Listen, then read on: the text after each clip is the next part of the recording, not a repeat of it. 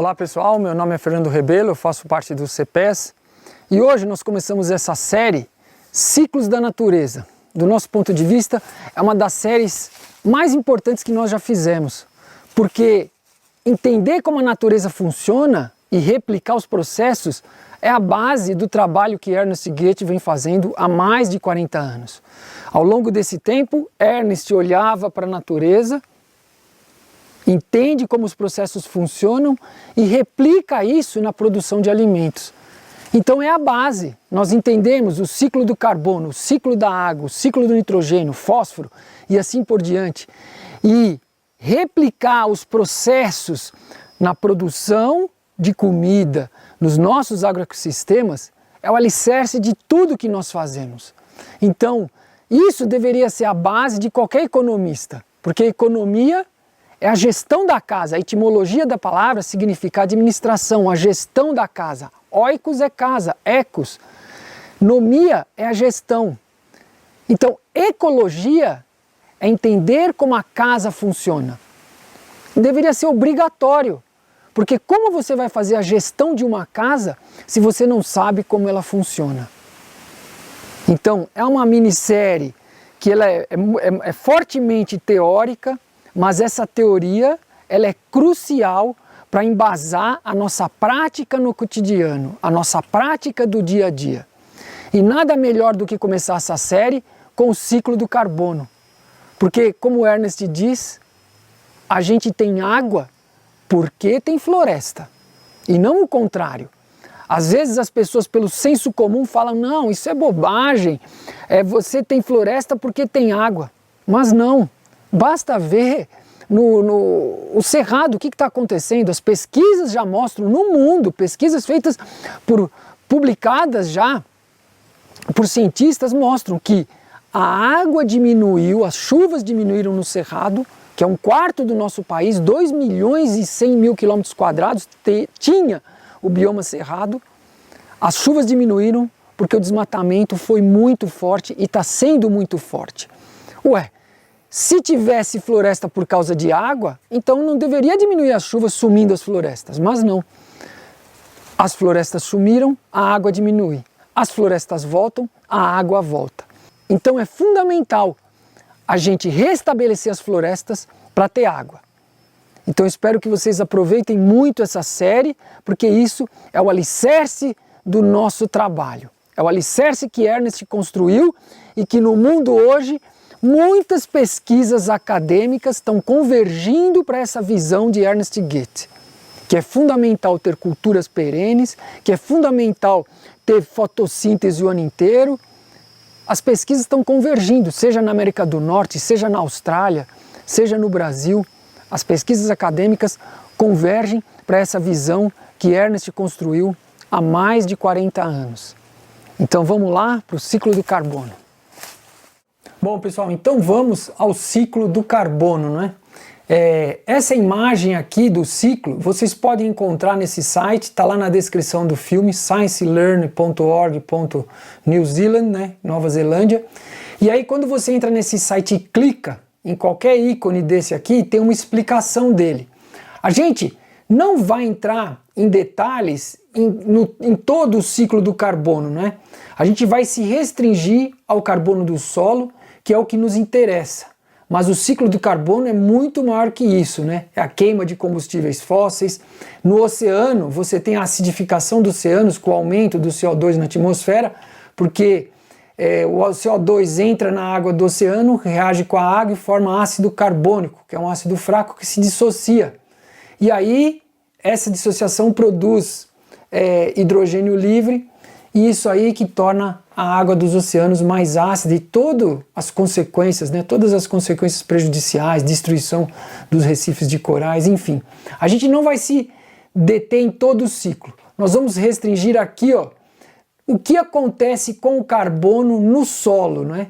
Então você tem aqui a perda de carbono por respiração, a queima das florestas, o decaimento, né? A decomposição da matéria orgânica, a decomposição dos animais, da microvida, de tudo, a queima de combustíveis fósseis, tudo isso vai para esse depósito de carbono aqui, que é na atmosfera. O que está em azul são processos, o que está em cinza são depósitos, né, de carbono.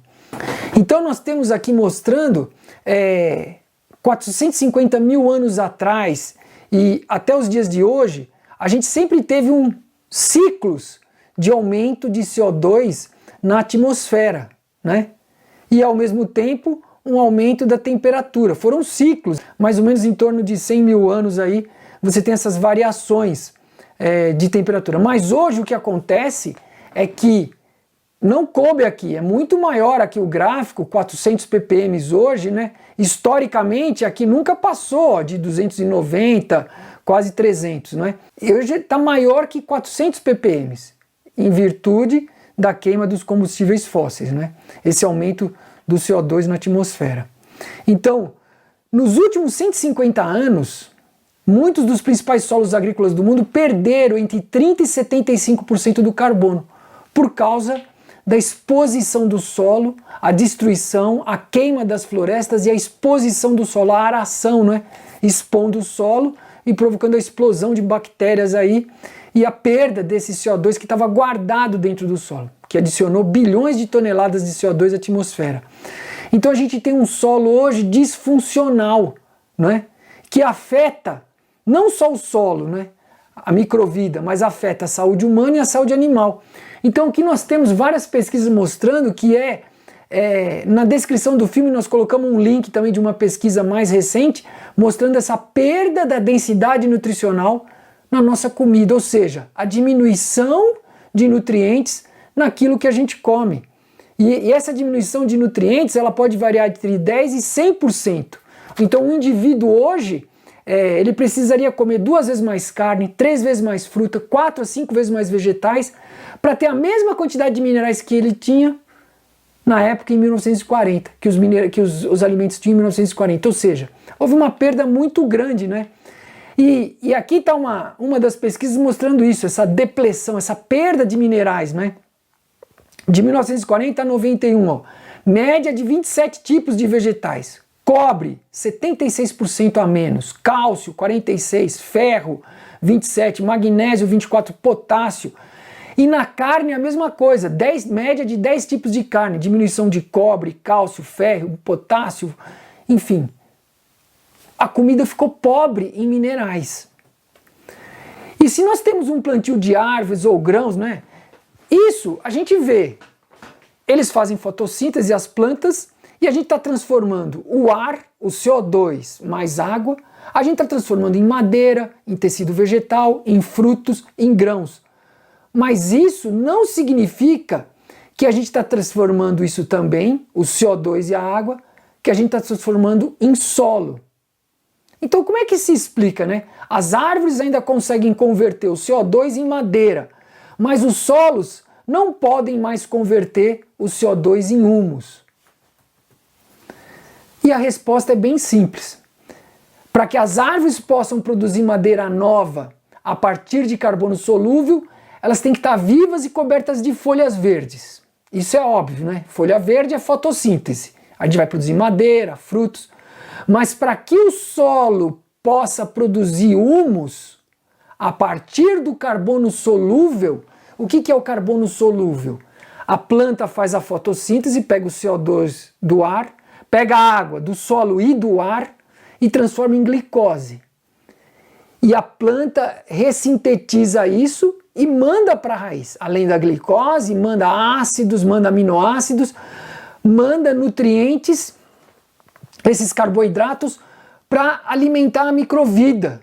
Esse é o carbono solúvel, essa é a via líquida do carbono. E a gente vai ver que ele é muito, muito mais importante do que outras vias de fixação de carbono.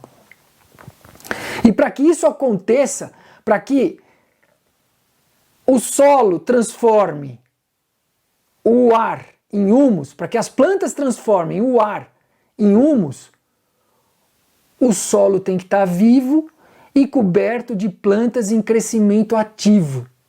Só assim a gente vai ter a umificação, ou seja, a gente vai pegar o CO2 e a água e transformar em humus. Por isso que nós vivemos essa crise hoje na agricultura convencional mundialmente, porque a gente consegue converter o ar, a água, consegue converter em comida, mas a gente não consegue converter isso em solo fértil, porque está faltando o fundamental nesse solo, falta vida. É como se a gente fizesse a pesquisa estudando vaca, estudando boi, e a gente arrancasse o rumen do animal. Então é uma meia pesquisa.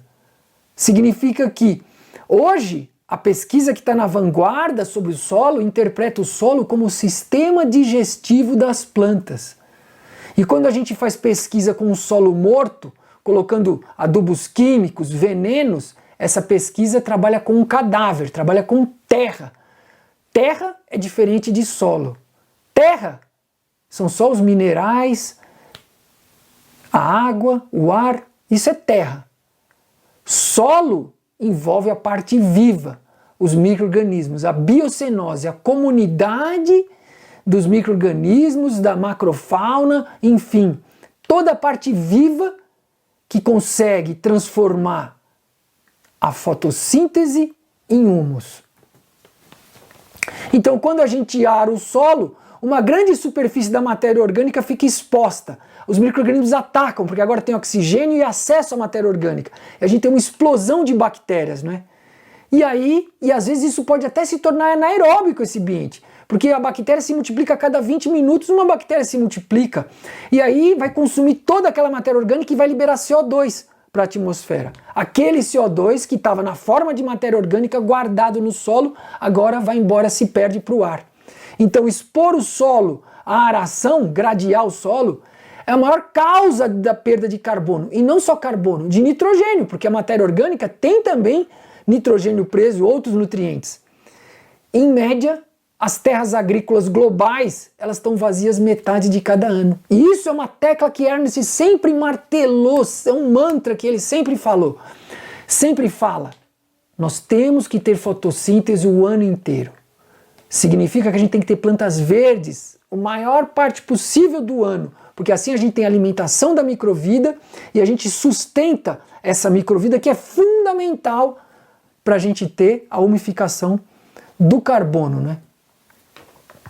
Então, quando o carbono atmosférico é sequestrado no solo como carbono orgânico, como que acontece isso? Acontece de duas maneiras, né? Pela fotossíntese, a planta produz lá a glicose, aí ela ressintetiza essa glicose, transforma em outras moléculas, em outros tipos de açúcares, manda para a raiz. Essa é a via principal. A professora Christine Jones diz que 2/3 do carbono fixado no solo vem pela via líquida, por dentro da planta. E o que é mais incrível, Ernst faz isso e ele potencializa a via líquida. A tecnologia que Ernst sugere é o seguinte: quando a gente poda, a planta, a gente tem exemplos aqui. O angico até quintuplica a copa, uma árvore que nós plantamos aqui. O eucalipto é 2 a 3 vezes mais copa. O angico pode ter 5 vezes mais copa. A eritrina, 2 a 3 vezes mais copa. O ingá é impressionante. 3, 4 vezes mais copa, comparando com aqueles não podados. Então, se você tem mais copa, mais folha verde, você vai ter uma potencialização da produção de exudatos, dessa via líquida, do carbono que vai para a raiz, porque vai ter mais folha, a raiz cresce mais exudatos, e a gente potencializa essa via líquida do carbono, de fixar carbono no solo. E a poda, o que acontece? O material sólido que cai, ele também vai ser decomposto e incorporado no solo como carbono, vai aumentar a taxa. Mas a agricultura sintrópica trabalha nas duas vertentes, estimula a via líquida e incorpora o carbono pela via sólida. Então, construir carbono no solo requer isso, plantas verdes e micróbios do solo, porque se a gente só trouxer matéria orgânica de fora, a gente está criando um cemitério sem raízes, é basicamente só decompositores atuando ali. E o que acontece quando a gente tem as raízes eliminando exudatos, você tem o agregados no solo que se formam na rizosfera, mas as hifas dos fungos decompositores também se aproximam ali da rizosfera para aproveitar os exudatos. assim como os fungos micorrízicos, as bactérias, as arqueias, enfim, toda a microvida se aproveita ali dos exudatos. O carbono no solo ele pode segurar entre 4 e 20 vezes mais água do que o seu próprio peso. E aí nós temos 4 passos então para transformar ar em solo. Significa o quê? Pegar o CO2 e transformar ele em solo. Porque, de forma geral, a gente pega o CO2 e transforma ele só em comida, né? Em grãos, em pasto para o gado, em fruta, em madeira, mas não consegue transformar esse ar em solo. E isso é uma lógica que a agricultura sintrópica inverte, porque você pega o exemplo comum, nós temos uma floresta, a fertilidade aqui em cima, a gente derruba, queima essa floresta e começa a produzir grãos, a fertilidade vai caindo, a microvida morre, a fertilidade vai caindo, cada vez mais fertilizantes, aumentando, venenos aumentando. Agora a gente pega a agricultura sintrópica, a gente derruba uma floresta, ou começamos numa área degradada, melhor, a gente começa num pasto degradado, a fertilidade aqui embaixo. Aí a gente vai trabalhando por processos, a fertilidade vai aumentando, a gente vai produzindo mais comida, a fertilidade só vai aumentando. A microvida começou aqui embaixo, e ela vai crescendo, aumentando fungos aumentando, criando um solo de floresta. É completamente inverso. Então a gente consegue transformar ar em solo, seguindo as técnicas e os princípios da agricultura sintrópica. E a gente vai ver aqui no ciclo do carbono esses 4 passos fundamentais para a gente conseguir fixar carbono no solo. O primeiro passo é fotossíntese. O segundo, ressíntese, exudação e umificação. E agora a gente vai ver esses passos um por um.